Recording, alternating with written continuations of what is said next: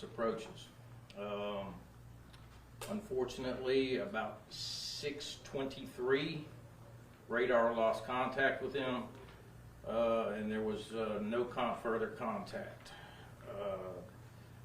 They presumed to go in the water. There was a search and rescue mission organized.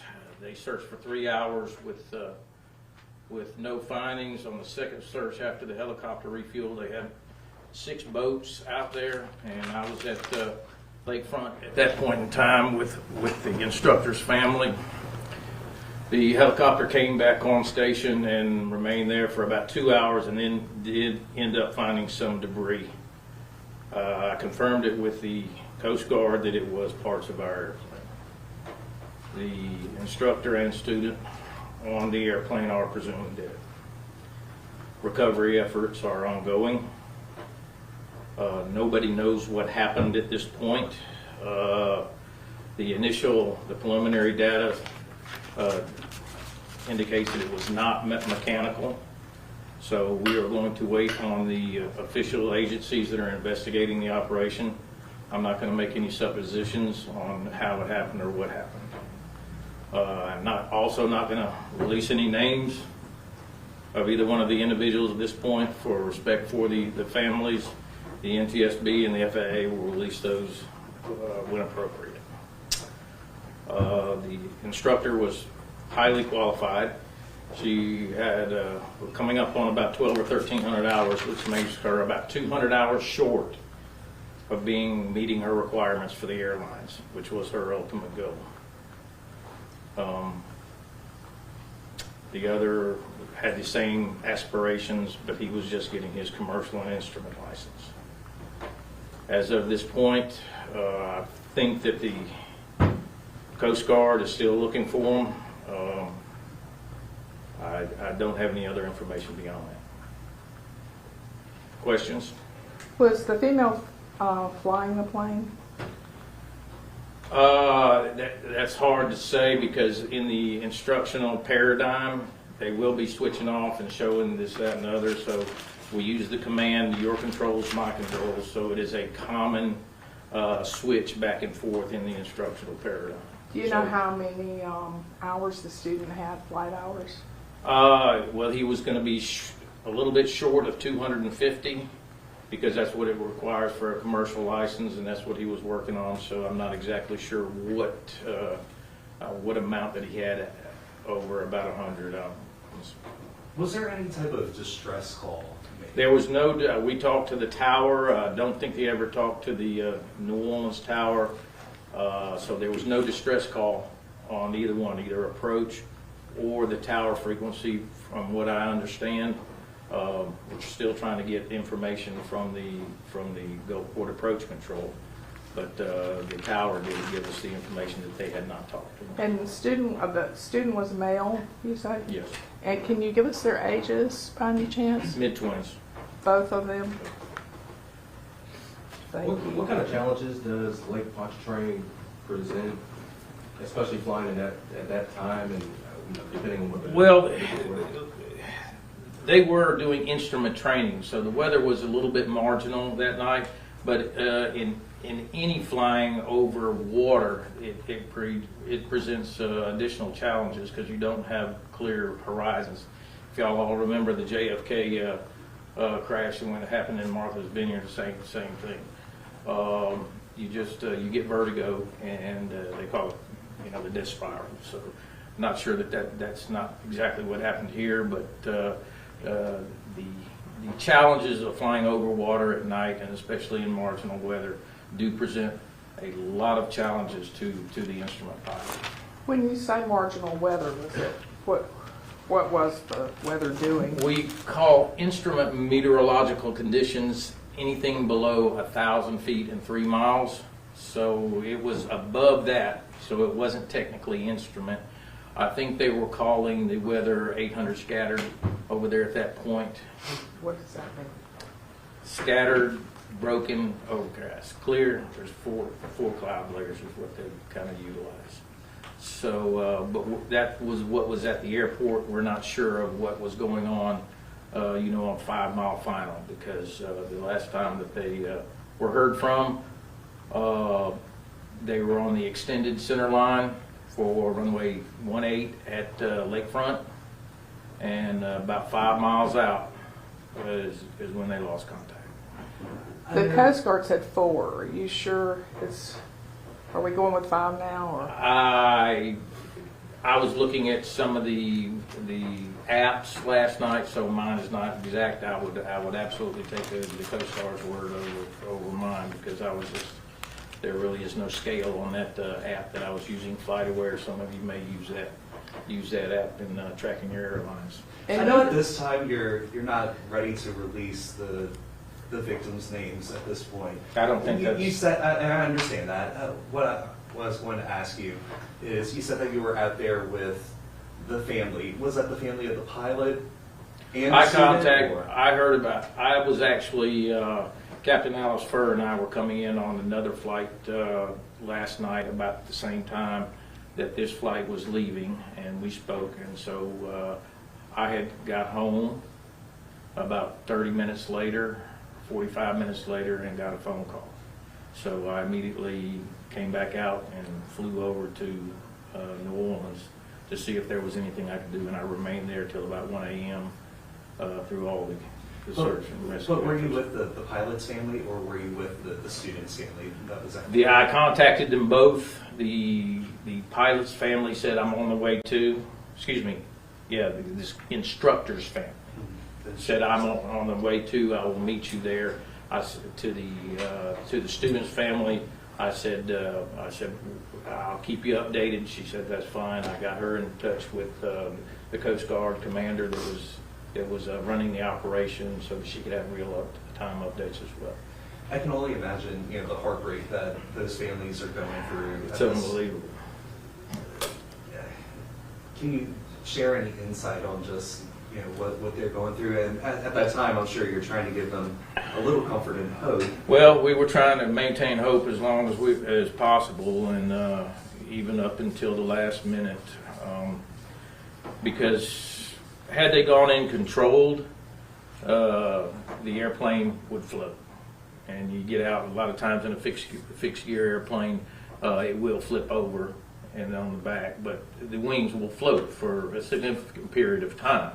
So you crawl out and sit on the wings. But after the first search grid, the 3 hours with the Black Hawk out there, we were starting to lose hope fast, because they didn't see any airplane, and if it was floating, it would have been obvious. So the fact that they went through one search grid and didn't see anything, all hopes were starting to diminish. And the parents of the instructor, whose father is also a pilot, by the way, but and he kind of knew the reality of what was going on, but I think they were still pretty much in shock, as we all were.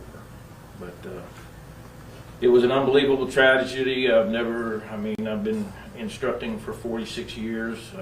I've never had this as my first. So it's hitting me pretty hard too, as long as the rest of the employees here at Apollo and Millionaire, because both individuals were very well liked, and so we're devastated. When you say it's your first, is that your first First fatality or crash? First incident of any kind. And how Even an aircraft wing ding. Well, so how long has Apollo been around? You said 20 years for Apollo. Well, Apollo Aviation has been around since the late 80s, and then in 2010 I bought it and changed the name. So I was actually doing some instructing for them back around Katrina. And I bought it in 2010 and changed the name to Apollo Flight Training and Aircraft Management. So it has been mine since 2010, but it has been in operation substantially longer. And you say you've been a pilot for 40 years? 46 years, professional pilot. You don't look old enough for that. Okay. Well, I appreciate that. But yes, it's kind of a family business. Both my mom and dad were pilots, and my sister's a pilot. And so that's kind of how it went. Are you able to confirm that the instructor joined your company in June 2024? That sounds about right. I don't have my records in front of me, but that sounds about right. We heard reports that a seat cushion from the aircraft was found in Lake Pontchartrain. Were there any other parts that we have confirmed from that aircraft that have been found?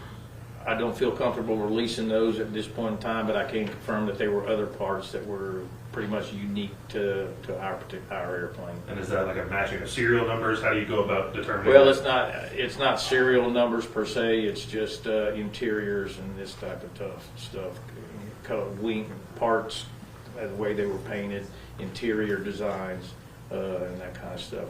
I'm assuming on recovery they will be able to get because I think they narrowed the spot down significantly right there at the last at around 12:30 this morning. So I have high hopes that they will be recovering the airplane. It's not going to be intact at all because the impact was very, very violent.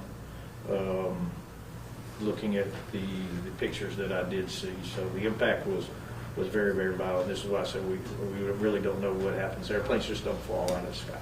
Can you explain the aircraft, the seats on the plane, engine, so what type of aircraft it was? Can you just break It's a Cessna 172N model. We've got about 3 more of them out here if you want to take a look at it. But it's a single engine 4-seater trainer. It's probably the best trainer from my perspective that was ever built, the Cessna 172. We're hearing that a large debris field was found today. Can you elaborate at all on that? I have not talked to the Coast Guard commander yet, but it was a little bit larger. They found some more stuff this morning, in addition to what they found and had on the boats last night. So, but that is after 12 hours of currents. Okay, so. But so I think where they pinpointed this stuff last night is going to be a better search area. Again, I don't know about how their search patterns work and how they do stuff. But I think they got a fairly good estimate of where the airplane went in. But it pretty much disintegrated upon impact. Any idea when the NTSB or FAA their investigators will arrive on scene?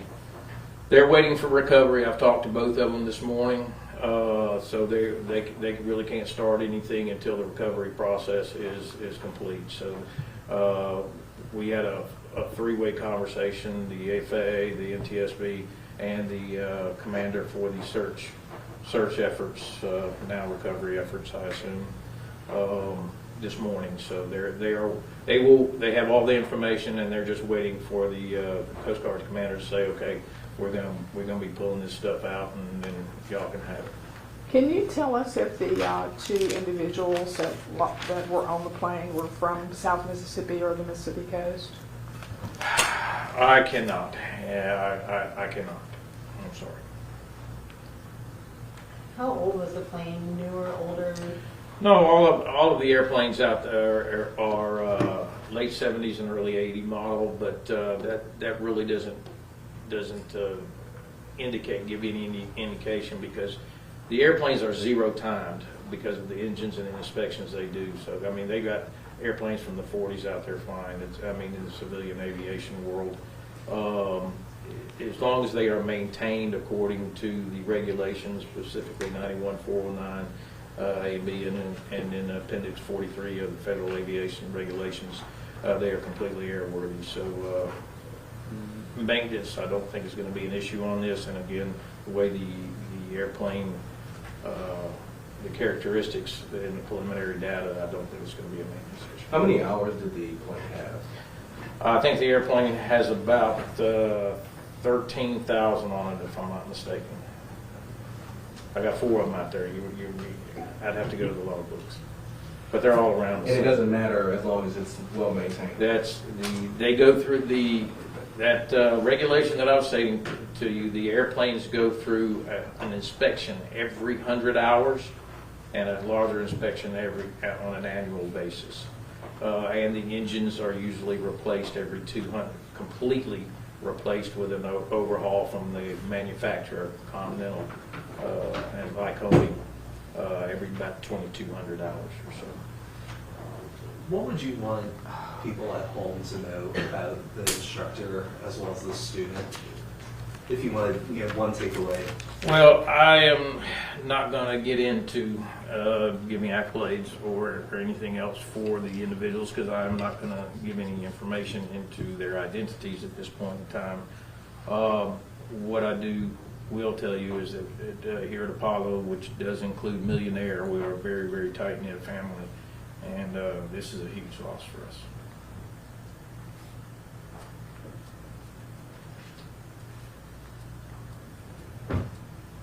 So, if any other questions, I've given you pretty much everything that I know at this point in time. I texted the watch commander, the commander for the Coast Guard right before I came in, and I haven't gotten any updates. I'm actually heading to New Orleans right now, back to be present over there for a little while and see what's going on. But you've got everything that I know, and except for the names, and I apologize for that. I'm sure they will come out at some point in time, but I don't feel that it's appropriate for me to be the one to release. You're heading to the Lakefront Airport? I am. Left there at 1 o'clock this morning. I'm going back now. Are you doing another news conference there as well? I really didn't want to, and I don't think I am. There was a couple of New Orleans reporters that called, because like I said, I appreciate everybody's interest in this, and I know that aviation mishaps are highly visible, and I appreciate all the phone calls this morning and the concern, but it got to be a little bit overwhelming, so that's why I decided to tell everybody I'll speak to you all at one time at 1 o'clock. So I'm not planning on doing anything over there. So I just wanted to make sure for planning purposes. not to say that it's not going to happen. I don't know if somebody shows up, because like I said, I don't want to cut the media out, and I certainly want the community to know as much as possible, and I still want to promote and tell them that aviation is the safest way to travel. I'm not sure what goes on here, but there's accidents in every mode of transportation, and the FAA and the NTSB will get to the bottom of this, but I'm not going to make any suppositions on what happened right now. But I didn't sleep much last night going through every scenario, and just none of them made sense. So we'll wait on him to see what happens. We're good, guys. Thanks for coming out. I really appreciate it.